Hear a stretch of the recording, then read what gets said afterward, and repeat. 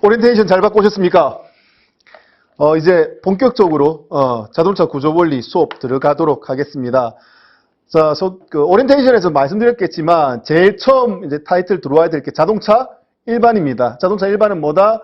홈페이지 들어가가지고 관련된 내용, 자동차 제조회사 홈페이지 들어가서 관련된 내용을 봤을 때, 이거, 나 이제 용어 알아. 그런 자신감을 얻기 위한 부분이다 라고 보시면 되겠습니다.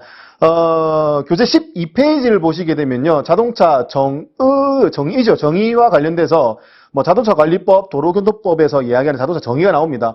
자동차 구조 원리 들어감에 있어서 맨 처음 자동차가 뭔지에 대해서 정의에 대한 부분을 알고 가자고 하기 위해서 넣은 겁니다. 근데 아시다시피 저하고 같이 세트로 묶인 과목이 자동차 도로교통법이지 않습니까? 그래서 도로교통법은 이제 김진아 원장님이 잘 챙겨 주시리라 믿고 저는 이제 분류부터 들어갈까 합니다. 그래서 지금 이제 쭉 이제 수업해 나가야 하는 내용에서 여러분들이 하나 알아두셔야 될 게 원래는 이렇습니다. 총 과목이 자동차 구조 원리랑 도로교통법규랑 두 과목이 하나로 묶여져서 이제 하나의 과목으로, 시험 과목으로 20문제가 출제가 된다는 겁니다. 근데 일반적으로는 자동차 구조 원리 10문제, 도로교통법 10문제가 출제되는 게 맞습니다. 근데 자동차 구조 원리가 조금 더 많이 출제되는 경향은 있습니다. 왜? 공부할 분량이 워낙 많아요. 그렇기 때문에 변별력을 주기 위해서 공부를 좀 학습을 제대로 했는지 안 했는지 더 좀 깊이 있게 물어보기 위해서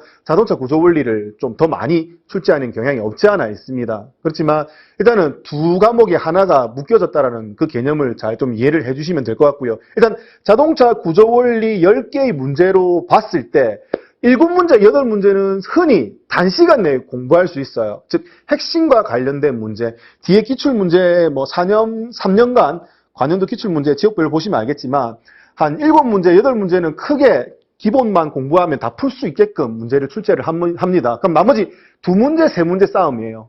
근데 이 2문제, 3문제의 싸움, 즉 변별력을 주기 위한 문제를 먼저 준비해야 하겠다는 마음으로 학습에 임하시게 되면 지쳐버려요. 정말 힘들어서 자동차 구조 진짜 어려워서 못하겠다라는 얘기가 나올 정도로 지쳐버린다는 얘기예요. 그래서 학습을 하실 때 어떻게 하느냐, 제가 일단은 메인을 잡아서 큰 개념만 일단은 알려드릴 겁니다. 그럼 그 큰 개념과 관련된 거는 뭐다? 메인이 주류가 되는 70%, 80%에 관련된 이야기인 겁니다. 이거는 무조건 맞추셔야 된다는 개념이에요. 이거는 놓쳐서는 안 될 문제에 대해서 제가 포커스를 맞춰서 강의를 할 거고요. 그 다음에 이제 이 기본서가 끝나고 나서 나머지 300제 문제풀이 한다든지, 그래서 뒤에 이제 봉투 모의고사 단계가 올라가면서 제가 조금 깊이 있는 부분은 이거는 좀 깊이 있는 문제로 좀 터치를 해드릴 부분도 따로 제가 설명을 드릴 겁니다. 그래서 그거 부분을 미리 너무 사전에 이렇게 앞에서부터 막 의욕이 앞서가 다 하겠다라는 마음으로 학습하시게 되면은 조금 어렵게 가실 수 있으니 제가 중요하다고 말씀드리는 것부터 먼저 하나씩 따라오는 게 맞다. 그리고 이제 일단 용어 정리하기부터가 쉽지가 않아요. 그거부터 일단 먼저 하나씩 해 나가자는 겁니다. 아시겠죠? 그래서 너무 많이 욕심은 내지 마시고, 자, 딱딱하게 법규상 분류 이랬는데 별거 없습니다. 분류 어떻게 해놨는데요? 교재 보시면 알겠죠? 13페이지에 뭐예요? 승용 자동차, 그다음 승합 자동차, 화물 자동차 다 들어보셨잖아요. 승용, 승합, 화물, 특수, 이륜 이렇게 법으로 5개 나눠놨다고요. 그러면 그 나눈 기준이 있을 거 아니에요. 승용, 승합, 승용은 승용 자동차 하면 대부분 다 이런 게 생각이 나죠. 이런 차가 생각이 나죠. 승용차라고 우리 얘기하는 거잖아요. 근데 승용차 이렇게 생긴 게 승용차입니다라고 얘기할 수 없잖아요. 그래서 승용차가 정의가 어떻게 되냐는 겁니다. 그럼 승용차? 정의가 뭔데? 10인 이하예요. 10인 이하. 여기서 중요한 게 있어요. 이하, 이제 이런 단어들 나오기 시작하죠. 이 이하는 수학 시간에 이야기를 했었을 겁니다. 중학교 때, 요새는 초등학생들도 배우기도 하던데, 이하, 미만, 이상, 초과 이런 개념에 대해서 정확하게 알고 계셔야 돼요. 이런 거 가지고 말장난치는 선지로 많이 나와요. 이거를 뭘로? 미만으로 바꿔가지고 이걸 뭘로? 틀린 선지로 만드는 경우도 있거든요. 왜? 이하와 미만은 다르니까요. 그러면 그 기준을 일단 알고 가자는 거죠. 자, 봅시다. 10인 이하입니다. 그러면 10을 기준으로요. 10 이하라는 얘기는 뭐야? 10을 포함한 어느 쪽, 아래쪽을 뭐라고 한다? 이하라고 표현을 하는 겁니다. 그러면은 여기 나와 있는 것처럼 10인 이하란 얘기는 몇 명까지 포함한 10명까지 포함된 아래쪽이라고 보시면 되겠어요. 즉 무슨 말? 10명까지 탈 수 있게끔 만들어 놓은 자동차를 뭐라고 한다? 승용 자동차라고 이야기한다. 그럼 눈치가 좀 빠르신 분들은 알 겁니다. 승합은 뭐다? 10명보다 넘어가는 범위, 11명부터가 되는 거겠죠. 그런 개념이에요. 그래서 승합을 범위로 보시면 그렇게 여러분 생각하시는 그대로입니다. 뭐라고 되어 있습니까? 11인 이상이 되는 거죠.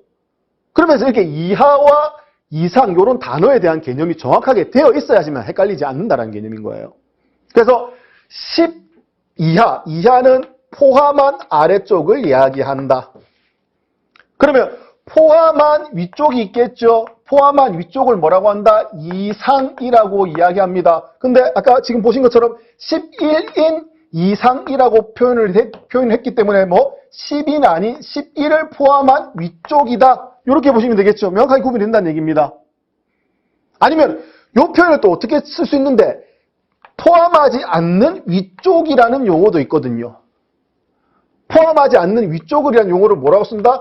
초과라고 하는 표현을 쓰기도 합니다. 그러면은 10인 초과라고 하면 10이 포함이 안 된 위쪽이란 개념이니까 요거하고 사람 인수로 따지면 비슷하게 표현할 수 있다는 겁니다. 이런 개념이에요. 자, 그 다음에 밑에 포함하지 않는 아래쪽 이걸 뭐라고 한다? 미만이라고 표현을 합니다. 그래서 요거를 승용에서 이하를 뭘로 표현한다? 미만으로 표현을 하면 이 설명의 내용은 승용차에 대한 설명의 내용은 맞는 선지다 틀린 선지다? 틀린 선지가 된다라는 겁니다. 10인 미만이란 얘기는 뭐다? 10명 안 되고 포함하지 않는 아래쪽이니까 몇 명부터? 9명부터 아래쪽을 이야기한다. 이런 개념이에요. 마찬가지 포함하지 않는 위쪽을 뭐라고 표현한다? 초가라고 표현을 한다. 이것만 정확하게 알고 가자고요. 이게 제일 중요하니까. 자, 그래서 10명까지 탈 수 있게끔 만들어 놓은 것을 뭐라고 한다? 승용 자동차. 11명부터 탈 수 있게끔 만들어 놓은 걸 뭐라고 한다? 승합 자동차. 됐나요? 승용, 승합. 자, 그러면 화물 자동차는 뭔데? 화물 자동차예요. 자, 일단은 화물 적재 공간이 있다라는 거는 아시죠? 화물 자동차니까. 근데 이제 화물 자동차의 정의는 이렇습니다. 자, 그러니까 자동차의 운전자를 제외한 승객이 모두 탄 무게가 화물차 무게보다 어떻게 많이 나가면 안 된다는 개념이에요. 즉 화물의 실는 무게가 더 많아야 된다고. 운전자를 제외하고 사람 탄 무게보다 화물을 더 많이 실어야지 화물차가 될 수 있다는 개념인 거예요. 그래서 이게 뭐다? 화물차의 정확한 정의라고 보시면 되겠습니다. 그 다음에 특수 이륜 있는 건데 특수한 용도 우리 군한 자동차 있잖아요. 레카차 이런 것들. 그럼 이런 것들 편하게 특수 자동차라고 보시면 될 것이고요. 그리고 이제 오토바이라고 주로 많이 얘기하잖아요. 오토바이 이런 것들을 우리 뭐라고 한다? 이륜 자동차라고 이야기를 한다. 이렇게 크게 5가지로 나눌 수 있다고요. 다시 뭐라고? 승용, 승합, 화물, 특수, 이륜. 이렇게 어떻게 5가지로 나눌 수 있다라는 개념인 겁니다. 문제 자주 출제가 될 수 있는 거는 승용과 승합을 구분할 수 있는 내용이 그나마 출제가 될 수 있다라는 거죠. 그래서 그 개념만 잘 익혀주시면은 크게 어려움 없이 분류는 마무리를 하실 수 있다는 얘기고요. 자, 그 다음에 이제 같은 승용차 중에서도요. 우리 그거 있잖아요. 톨게이트 지날 때 톨비 반만 내는 차들 있죠. 우리 톨비 반만 내는 차를 뭐라고 한다? 경차라고 하잖아요. 경차. 그 다음에 우리 정확한 기준은 모르지만 아반떼급 이런 것들을 우리 뭐라고 한다? 소형차라고 이야기를 하는 거고요. 그 다음에 소나타 이런 애들이 우리 중형차라고 이야기를 하는 거죠.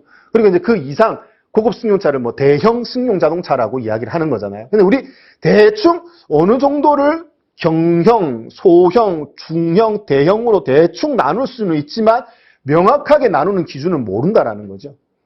그래서 우리 여기서 이제 어떻게 하겠다는 얘기예요? 명확하게 이제 구분 짓자고요.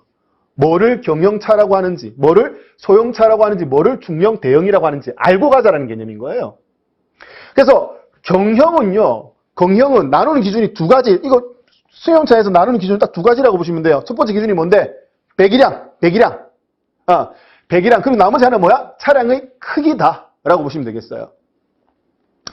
배기량은 뭐 하는 건데? 배기량은 경차 아시죠? 경차가 되려면 1000cc 미만 나오네요. 1000cc 미만.